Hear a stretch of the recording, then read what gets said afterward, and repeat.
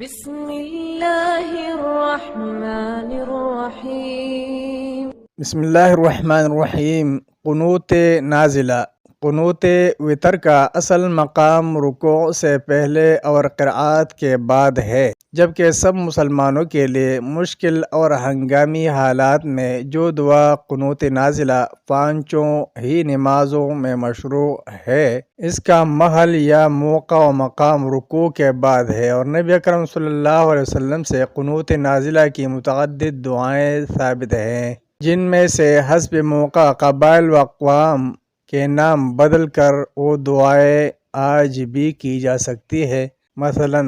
نبی اکرم صلی اللہ علیہ وسلم کے 70 قراء صحابہ رضی اللہ عنہم کو بعض قبائل کے لوگوں نے دھوکے سے قتل کر دیا، تو نبی اکرم صلی اللہ علیہ وسلم نے 1 ماہ تک ان کے خلاف یہ دعا کی: اللہم لعن لحیان و رعلن و ذکوان و عیسیتن عصت اللہ و رسولہ۔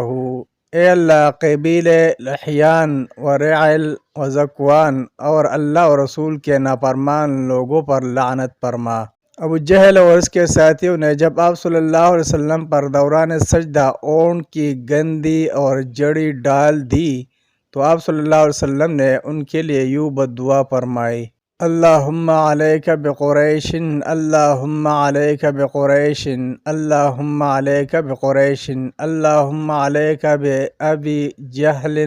وعتبۃ وربیعۃ، اللہم علیک بأبی جہل وعتبۃ وربیعۃ، اللہم علیک بأبی جہل وعتبۃ وربیعۃ۔ اے اللہ، مشرکین قریش سے تو ہی نپٹ، اے اللہ، مشرکین قریش کو تو ہی سنبھال، اے اللہ، مشرکین قریش کو تو ہی لے، اے اللہ، ابو جہل، عتبہ اور ربیع سے تو ہی نپٹ، اے اللہ، ان کو تو ہی سنبھال، اے اللہ، ان کو تو ہی لے۔ قبیلے بنی مضر کے خلاف یوں بددعا فرمائی تھی: اللہم اشدد وطأتک علی مضر،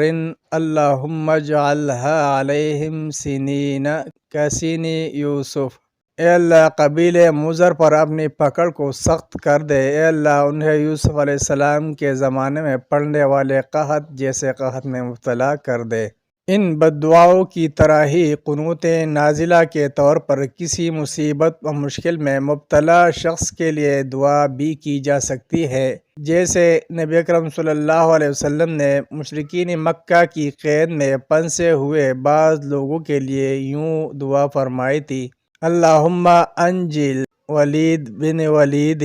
و سلمۃ بن ہشام و عیاش بن ابی ربیعہ۔ اے اللہ، ولید بن ولید، سلمہ بن ہشام اور عیاش بن ابی ربیعہ کو قید دشمن سے نجات دلا دے۔